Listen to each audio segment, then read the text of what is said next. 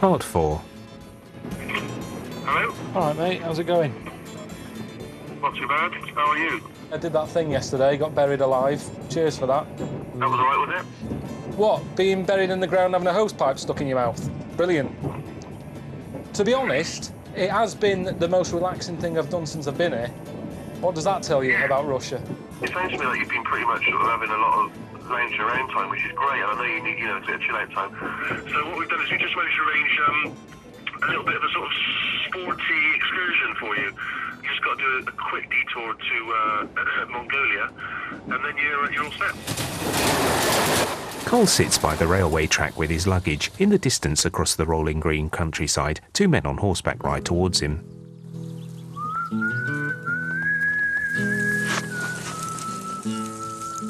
Is this my lift? I'm not good on horses.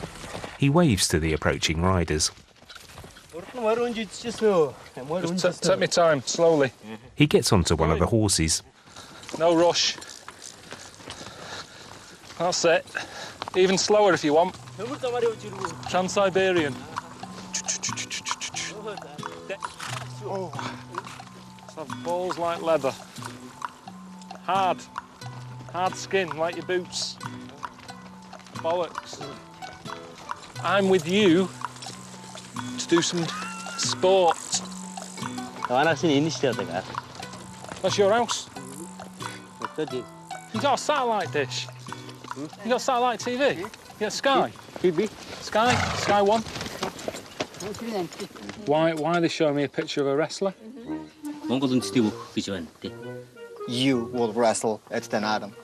Why? Why me? Because he had injury from an accident in the head, so he cannot wrestle. Yeah, I had an injury. Driving, weak wrist. He's saying that if you wrestle tomorrow, be half of the family, they will really appreciate it. But I don't think I will win. So you're going to be disappointed. I wrestle. Cole mimes getting beaten up. I don't win. You get no money, no prize. Then what? Whole the village will know, like, Carl from this family wrestled from UK, so that's like a good prize for them. Like an honor. They seem really friendly. Of course they're friendly. They want me to wrestle for them. He said he's got a damaged head. Now, he said it's a motorcycle accident. Where's the motorbike? No motorbike here. He's done that wrestling, but he didn't want to tell me because it'll worry me. Motorbike accident. I haven't seen anyone on a motorbike. It's on a horse. What a lie that is. I think your outfit's arrived for tomorrow. Cole steps inside the yurt, a circular wooden frame tent that's used for accommodation. I'm leaving my underpants on. He wears a traditional wrestling costume, boots, small red shorts, long blue sleeves joined at the back and a pointed hat. They're all wearing them. They're not wearing them. This isn't a costume to fight in. I'm not happy with this. The fight was one thing, looking like this, and I'm going to get battered. It's degrading. You got the top on, right? I don't know. I've no idea. It's not the sort of thing I normally wear, Richard, if I'm honest. So I don't know if I've got it right or not. I'm sorry about that. It feels too small. It's like a small cardigan. Are you sure that you haven't got one of the kids' clothes mixed up with this? I look gormless in a shadow. I've never had that. I've never seen me shadow and thought, what a div I look. I look like an acorn. Cole strolls around the camp in his costume, then meets one of the men for a wrestling lesson.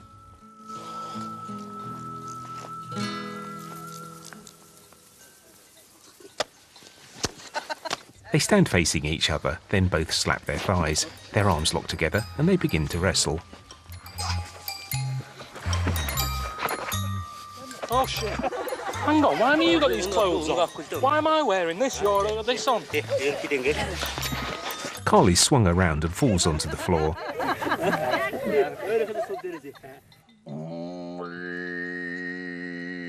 That evening inside the yurt, they encourage Cole to take part in the chanting.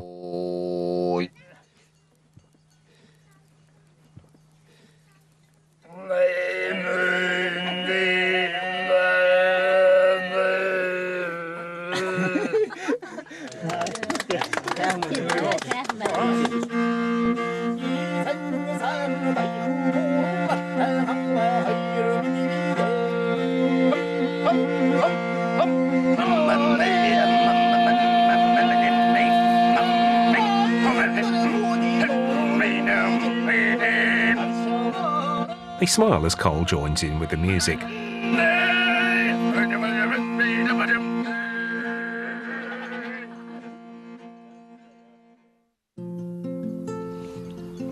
The following morning, Carl brushes his teeth at an outdoor wash basin.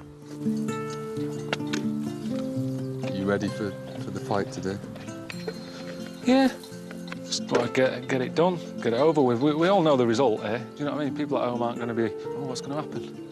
He changes into his wrestling kit. What a mix this is. I could go into a jumble sale blindfolded and pick up random stuff and get a better mix than this. What is this? What sort of look is this? It's their national dress. I've never seen it. I've watched Mr. Ben as a kid. He travelled all across the world, Mr. Ben. I never saw him looking like a knob.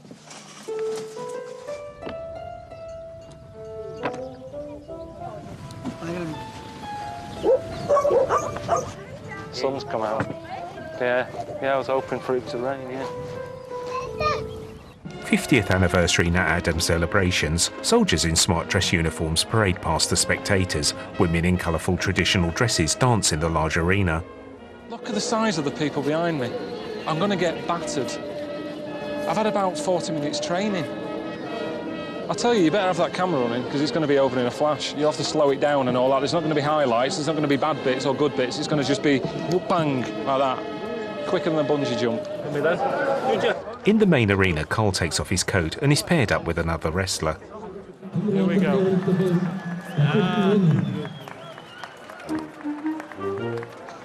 They both slap their thighs. The crowd watch Carl with interest. The two men shake hands.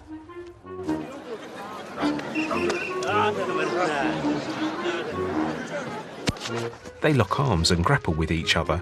Carl lowers his head and charges at his opponent.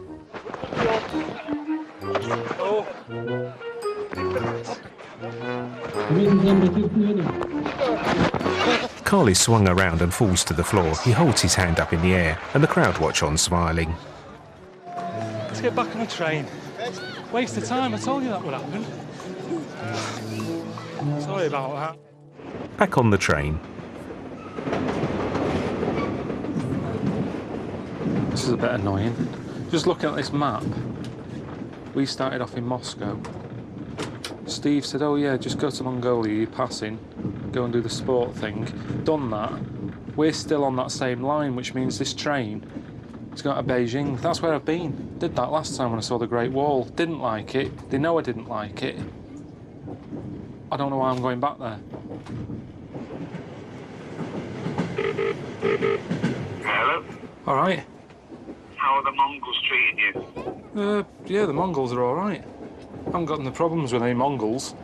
Anyway, I'm calling you because I've been looking at the map, right? This train's not going across Russia anymore. It's heading to Beijing, and I've been there. I've told you I hated it. I said China dreadful, worst place I've ever visited. Okay, right. One, you didn't see all of China. It's a huge place. Two, that's why I sent you there, because you hated it. When will you learn? This is not a holiday. So go and explore it and make something for the telly, please. I mean, I wouldn't go there because I saw Video Abroad and it looked awful. But we're not the same, are we? So you might enjoy it. All right. I can do what I want, can I?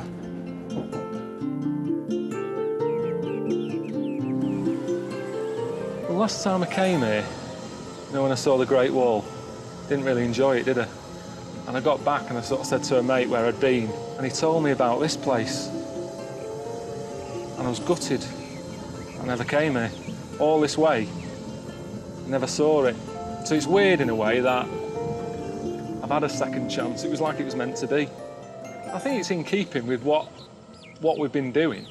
You know, travel programme, showing you the world, how others live, little communities and all that. All right. This is it. It's Dwarf Village. It's like this little town that they set up. Dwarves used to get a hard time or something in China, so they set this up, place where they live and work. They've made it for themselves, everything they want. It's made for being a dwarf. It's ideal. Well, they're all happy. Yeah. Carl squeezes into one of the small homes. Look at the skill of this. I'm doing a little bit of woodwork. amazing. I mean, that's not crap, is it? He's done it all. It's all sort of miniature, look. It's really cosy. And to him, it's massive, isn't it? You can show me around one of your houses. Okay. I haven't been in one of these. Just slow down a little bit. Just hang on a minute. Just hang on. He crawls through a small archway in a turret at the top of the house. No, you're not meant to laugh. Too small for you. Yeah, I am looking for something a bit bigger. Am I the biggest man who's ever been in it? It's good, isn't it? Too small. Do you know any dwarfs? Yeah. I know one. I know a little dwarf. He's a mate of Ricky's. I don't know what he'd think of this. He's always playing roles as, like, elves and Santa's little helper and all that. So at the end of the day, what's the difference? At least here, they work every day. 2 p.m, showing 7 days a week. Dwarfs at home. They're busy at Christmas. What else are they doing for the rest of the year? There he is. Sat on a shelf. His name's Warwick. Any film with a dwarf in it, he's it. Hello? Is that Warwick? Yeah. Hey, it's Carl, Ricky's mate. Oh, yeah, all right. Yeah, what are you up to? I'm just in China. I'm looking at a dwarf village and I wanted to run the whole sort of concept by you because I know that people at home get a bit funny about, oh, you shouldn't be, you know, having a little dwarf village and all that. And it's really good. The people in there are dead happy. Nice little show they put on. Just thought, you know, it sort of covers me if I speak to you and say, I'm at a dwarf village and you go, yeah, I've heard of that. It's nice. Good on you. No, well, I have heard of it, definitely, but I don't think it's nice. Why not? Well, I mean, it's like going back to the days of the freak show again, isn't it, really? I mean, they're all in there together, and you're going in there to gawp at them, basically. Well, yeah, I did. And, you know, there is, like, little blokes in little funny outfits and all that, and you do sort of smile. But they're smiling. I think it's all right, isn't it? I think it's terrible, Carl. I can't believe it. You don't know who's behind the scenes running that. Did you meet them? Yeah, there's a king. And is he little? Of course he is. That might be a show king. There might be a... No, he was the head... No, he was the head man. He was at the top, he had a little cloak on and a crown, shades on. You could tell he was in charge. What's happening out in China, it's segregation, it's exploitation, seriously. It's not. Seriously. You see, you haven't been. This is what annoys me with people who... I'm in the thick of it here. I'm stood by their houses. They're all happy. There's a woman who I met who's a little dwarf. She's only been here 4 months. She's already got her own mushroom to live in. Now, you tell me that's wrong. I'm just a bit disappointed in you, to be honest. Hang on a minute, you're being all on your high horse and that. The picture that I shown of you on the telly so people knew you were sat on a shelf. Yeah, well, it doesn't change my opinion, to be honest. I was doing something that was important, what I was doing there. Anyway, it was... So, if all your work dries up, they're not making another Star Wars, you can't dress up as a little monkey, you've got no money coming in, you wouldn't think about coming here then? Definitely not. Next time on An Idiot Abroad. Now, this is probably #1 on everyone's list, right? Swim with dolphins. I'm just worried about getting a little snidey one. They don't. If it's anything seedy, I'm not doing it. Smile. It's like a warehouse for knobs. I mean, I'm meant to be seeing a dolphin in Australia. I'm in Thailand about to get my head kicked in. God! There! It's coming towards us. The end.